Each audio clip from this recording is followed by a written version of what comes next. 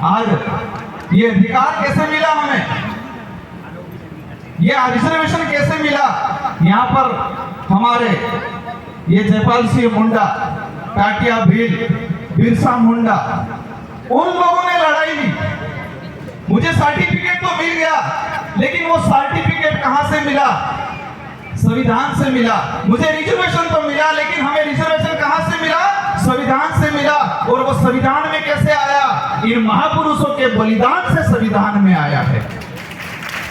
इन महापुरुषों के बलिदान से संविधान में हमारे लिए हक अधिकार का प्रावधान हुआ, और उसकी वजह से हमें हक अधिकार मिले, हमें समाज का सर्टिफिकेट मिला।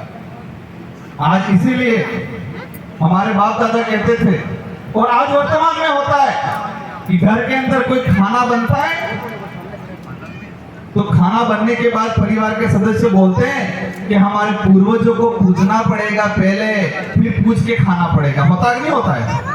हमारे जो कुल देवता है, कुल देवी है, हमारे जो पूर्वज हैं, उनको हम पूजते हैं। सरकू भी बने, कई भी वे धार भी एक पर बावड़ुग्रम फेल दिए फंसे अपने।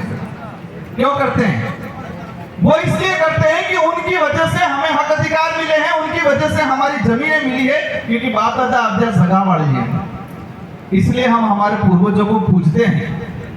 लेकिन वर्तमान स्थिति को देखा जाए, हमारे कुछ लोग इस दिशा में जा रहे हैं जो समाज को खत्म हो रहा है, कहीं के समाज के अधिकार खत्म हो रहे हैं। और ये चीज आने वाली पीढ़ी पढ़ेगी इतिहास में, तो आने वाली पीढ़ी, अगर हम समाज के लिए कुछ कर गुजरे नहीं जाएंगे, तो आने वाली पीढ़ी अपने दियो बत्ती नहीं करेगा, करेगा नहीं करेगा, क्योंकि वो समझेगी कि हमारे बाप दादा ने हमारे लिए क्या किया। आज हमने यहाँ लगाया, बिरसा मुंडा है, जयपाल सिंह मुंडा है, या टाटिया भील है, राणा प्रजा भील, वो हमारे समाज के लिए लड़े, तो उनकी वजह से हमें हक अधिकार मिले।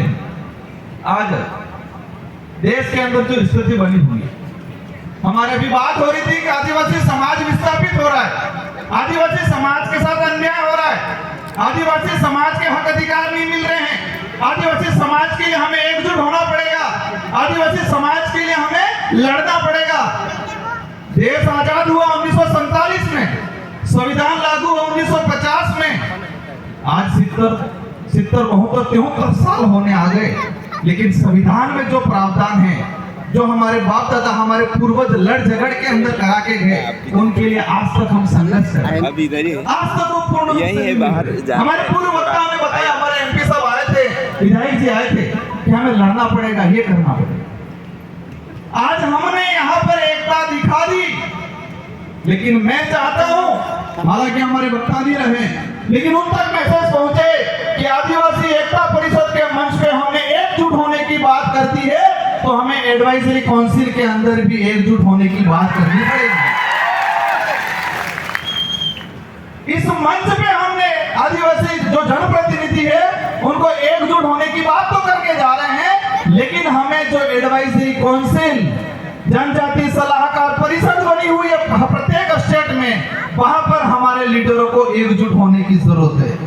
बाकी यहाँ एकजुट होने की बात कर गए, और एडवाइजरी काउंसिल में, क्योंकि वहां से हम सलाह भेजते हैं राज्यपाल और मुख्यमंत्री। एडवाइजरी काउंसिल सलाह देती है, किसको देती है, राज्यपाल महोदय को, संबंधित मुख्यमंत्री को। और वहां हम एकजुट नहीं हुए, तो हम कहीं न कहीं समाज के साथ छल कपट कर रहे हैं, समाज को बेवकूफ बनाने का काम कर रहे हैं।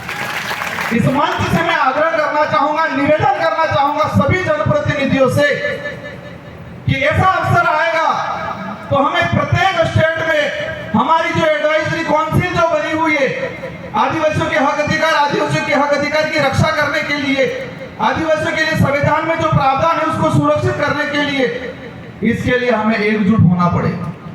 आज ये राजस्थान का शेड्यूल एरिया है, शेड्यूल एरिया, हमें कई बार दुख होता है कि शेड्यूल एरिया जो आइडेंटिफाई किया गया, वो भौगोलिक क्षेत्र को आइडेंटिफाई किया गया। अगर आदिवासियों के रिजर्वेशन के लिए, आदिवासियों के हक अधिकारों के लिए अगर उनको आइडेंटिफाई करना था, तो संस्कृति देखनी थी, परंपरा देखनी थी।